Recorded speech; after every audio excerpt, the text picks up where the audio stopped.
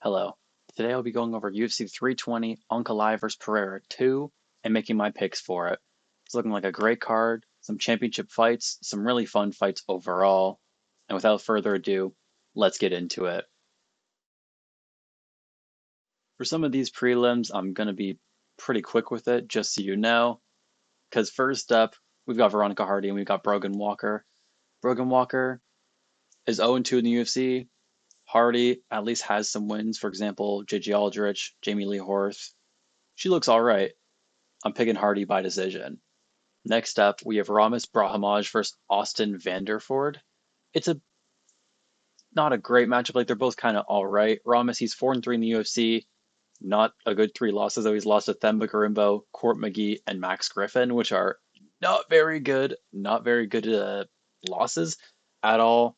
Austin, he's on a 2-fight win streak. He recently beat Nikolay, who's, later on in the card, but we'll talk about that later. But yeah, Austin, he's just all right. He's a striker. Ramiz is more of a grappler type. I think it'll be an interesting matchup in that regard.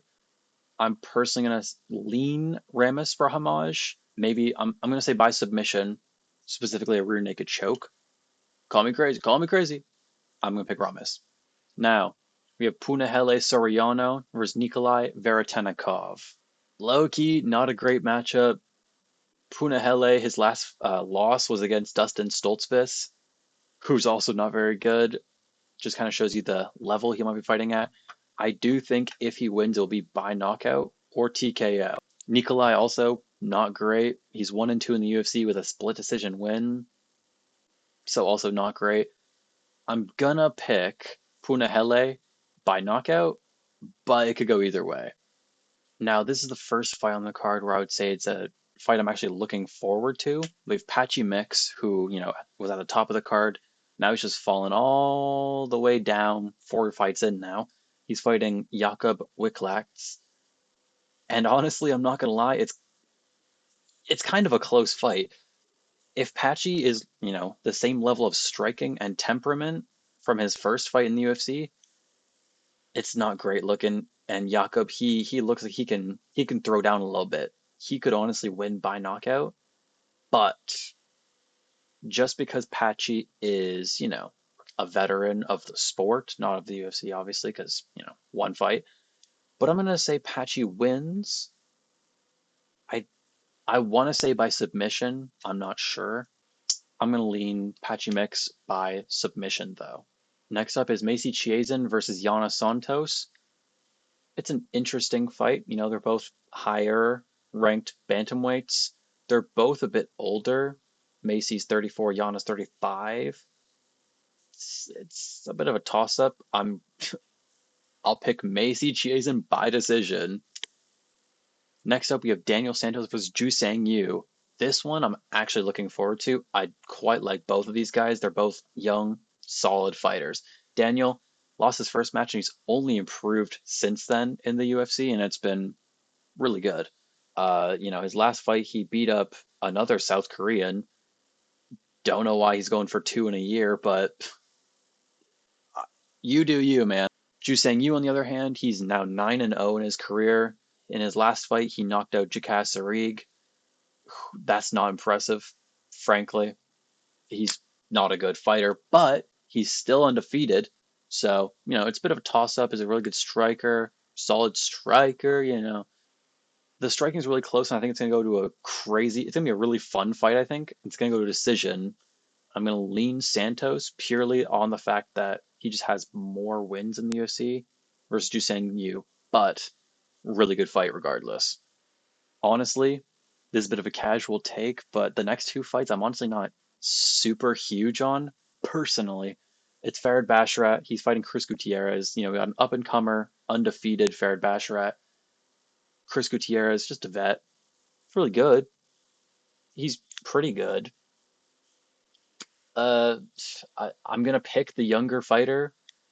I'm going to pick Farid Basharat. Honestly, something about it was just, it's not there for me personally. I'm sorry. And for a similar reason, the next fight, Edmen Shahbazyan versus Andre Muniz. Also, I'm not really that big on. I'm sorry. I'm also going to pick Edmen Shahbazyan for a similar reason, is that he's just younger and less mid. Sorry.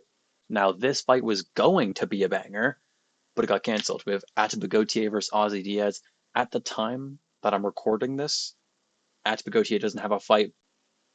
Quick interruption. It was just announced recently that Ateba Gautier will, in fact, be on UFC 320. He'll be facing a guy named Treston Vines. He's debuting. So, Gautier by knockout. Yay! Yeah, it was just gonna be uh, so one-sided. I would have bet all of my life's earnings on that. So, yeah, Ateba Gautier would have won by knockout. And yeah, that would have been it. Now we're on to the main card. Now we have Abus Magomedov versus Joe Pyfer. It's a really interesting matchup, in my opinion. It's an interesting matchup between two fighters who I don't rate super highly. Abus, he's all right. He's like, he's ranked. I mean, he's all right. Joe Pyfer is really, he's a really good power puncher. And that's about it.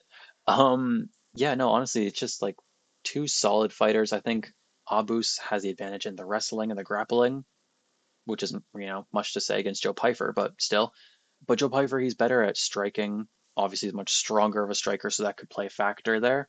Abus Magomedov, he's all right. He's very up and down, honestly. He kind of dominated Bruno Ferreira, with the takedowns and all this stuff.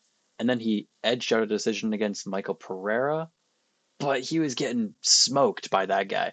And like Mikel Pereira is he's much more of a fast striker than Joe Pyfer. Joe Pyfer's more power. Mikel's more speed generally. Mikel throws like the crazy knees and all this.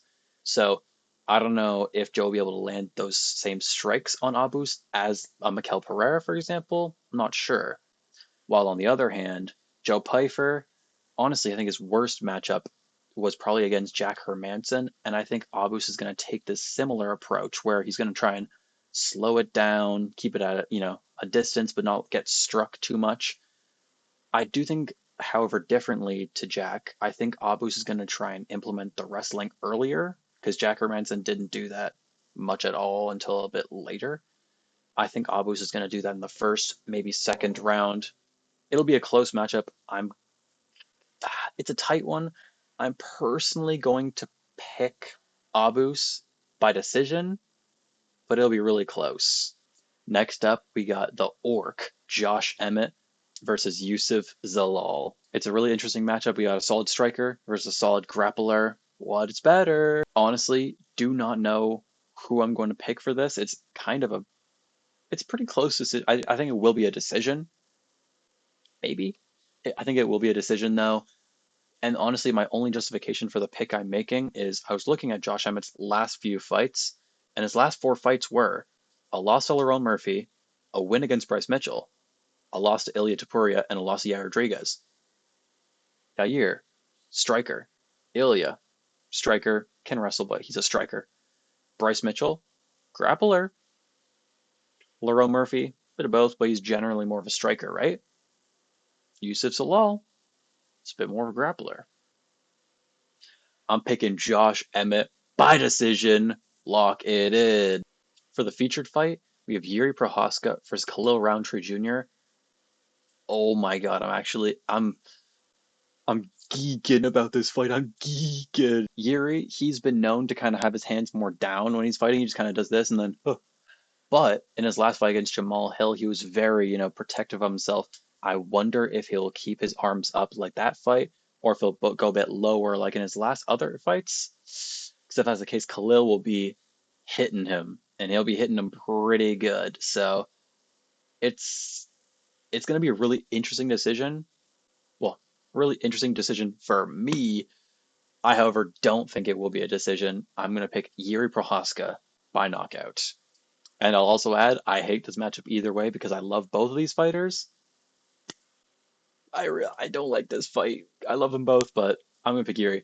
Next up in the co-main, Merab Dvalishvili versus Corey Sandhagen for the Bantamweight Championship of the UFC. And I'm not going to lie, I kind of, unfortunately, think it's just a pretty easy decision. I'm going to pick Merab. like Marab, he's just evolving still. You know, maybe if you a few months ago I would have been like, oh, Marab, I think wins by decision against Corey. He could finish Corey now. He can submit people.